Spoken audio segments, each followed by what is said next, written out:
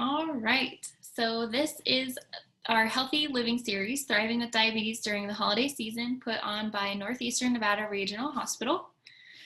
I'm Mariah Altman. I am a dietetic intern with Keith and Associates Distance Dietetic Internship, and I made this presentation along with Courtney, the dietitian at the hospital.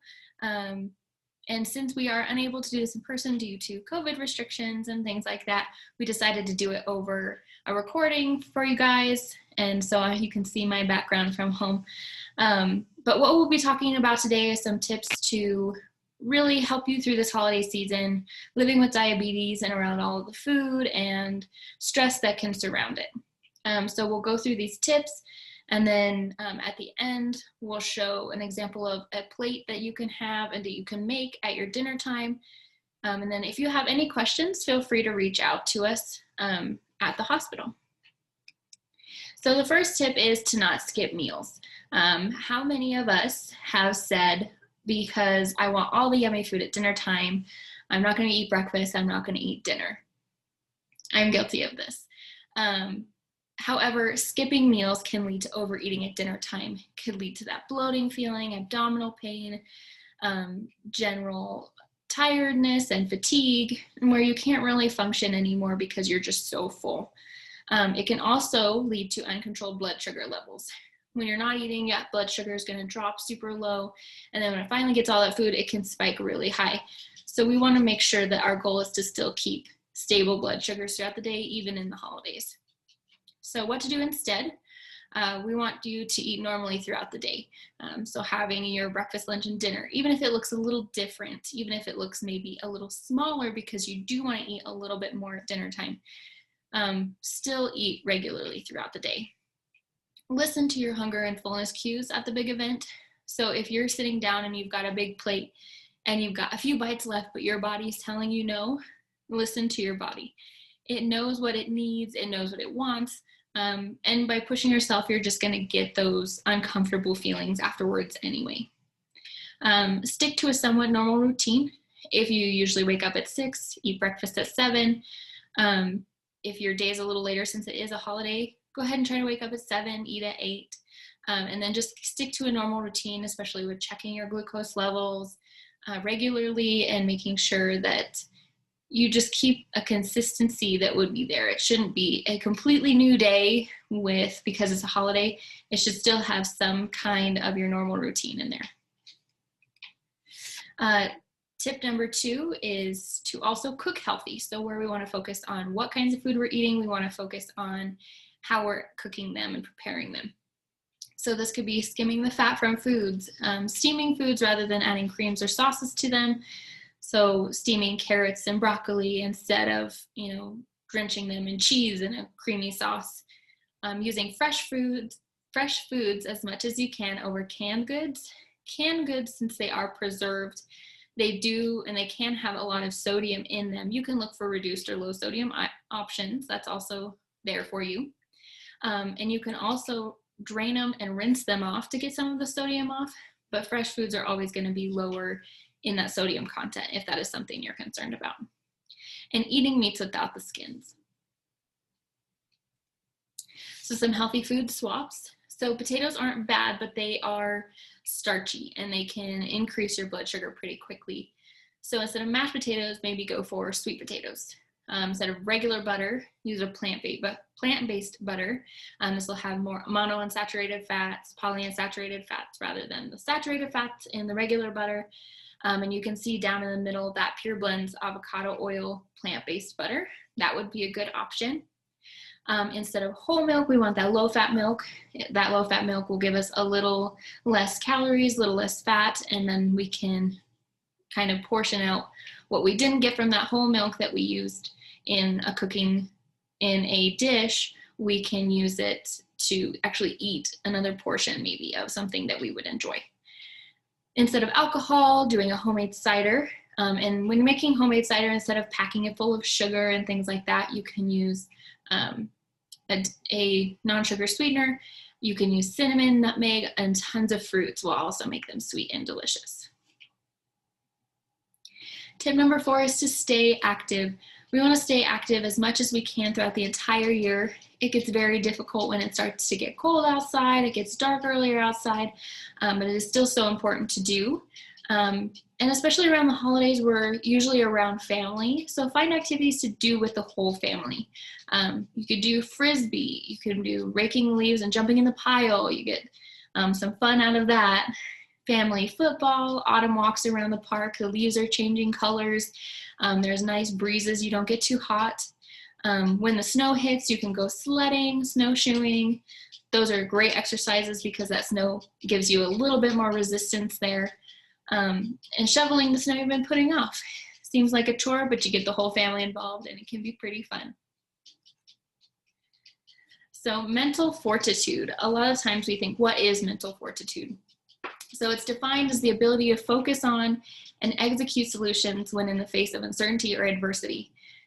So some family gatherings can be uncertain or there can be adversity because there's a lot of family members all together in one place. So we can build that mental fortitude by avoiding emotional burnout. So setting boundaries. So one of the things that can come up is whether you're in a relationship or not, it can be revolving around your weight or things like that that people want to talk to you about, but maybe you're not ready to discuss or you don't think that it's appropriate. So setting those boundaries. So for example, for weight, if somebody mentions, should you have that second dish or that second serving? Just be like, thank you for your concern. I know what I'm doing today. This is an extra day, or this is an extra special event. I don't do this normally, but thank you for your concern. I would like to not talk about this further.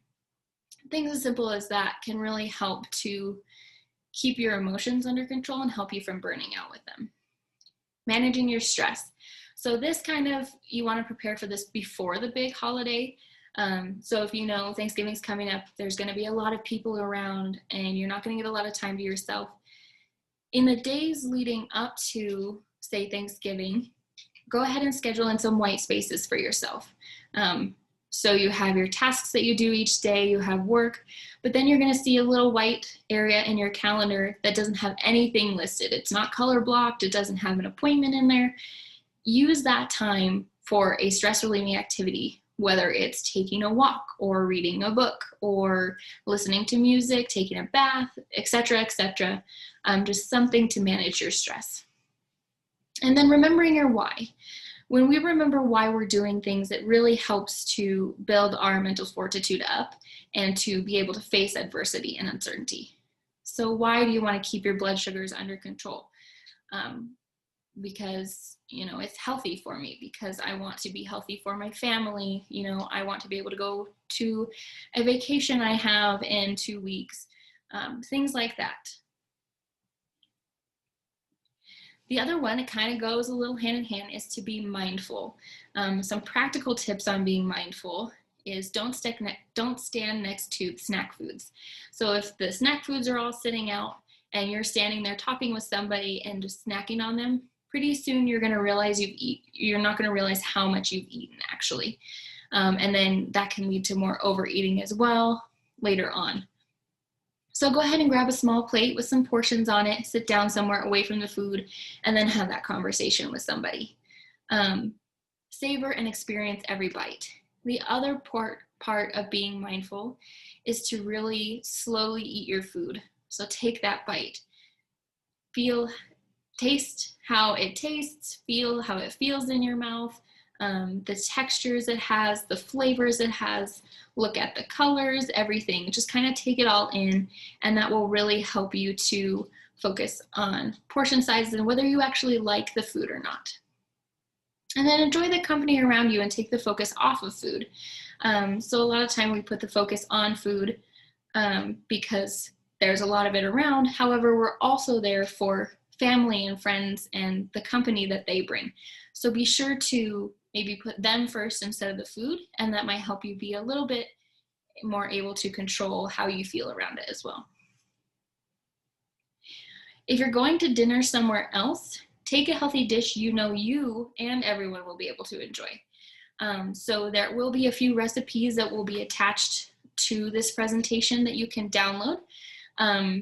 that are healthy for you and that you will also be able to bring and other people can enjoy as well. One is simple pumpkin pie, and the other is easy green bean casserole. This way you don't feel that you have to restrict your food intake so much. If somebody brings like this giant big chocolate mousse pie extravaganza, you don't feel that you have to not have any dessert. You could bring your pumpkin pie and have that instead. So this is a really good tip, and also it takes the pressure off of them to try to provide all the food as well. And so here's the American Diabetic Association Thanksgiving plate. It kind of shows how to make your food. So you'll see on the screen the vegetables. You want half of your plate with vegetables, like the green beans and carrots. It does say you want to avoid casseroles or dishes that have heavy cream, sauces, butters, or crusts. The green bean casserole recipe that we have, it has been altered to fit more of a diabetic friendly plate. But maybe make sure if you're getting somebody else's green bean casserole, what they put into it, and see if that will actually work for you or not.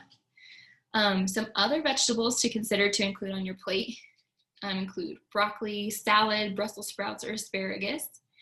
If your table is low on vegetables, consider adding fruit to this half of your plate. Cranberries, baked apples, pears, all of those are really great options. And then you want to fill a quart of your plate with starches, so stuffing, sweet potatoes. You can also, it includes mashed or baked potatoes, rice pilaf, or corn pudding. They do say to skip the bread or rolls, generally because they are really high in those simple sugars. And also, it's really hard to control portion size because they just have that melt in your mouth taste. So really try and do other things that you might not get as often as well, because bread and rolls are pretty common in the daily diet. So try something more seasonal. And then your protein. You want to fill a quarter of your plate with lean turkey slices, if that is what your Thanksgiving is filled with, is turkey. Otherwise, it should be another lean type of meat. You want to avoid the dark meat, which includes drumsticks. Remove the skin from the turkey before eating. Sometimes the way it's cut, that can be just automatic as well. And instead of gravy, try a fruit-based relish for a special kick. That depends on who is making it, or you could even make it and have everybody try it and see if it's a hit. So our ending thoughts, remember that even if you ate a bit more than you usually do, or you feel a little bloated or full, don't let guilt overwhelm you. You can still get back on track. It's important to stay positive because everybody kind of overeats sometimes. Blood sugars aren't always going to be in the most perfect range, but as long as you're trying and you're really watching, that is what is important. So that's all I have for you today. Like I said, there are handouts that will be attached to this at the end. And if you have any questions, feel free to call the hospital and ask for the dietitian, and we can get you those answers. Thank you.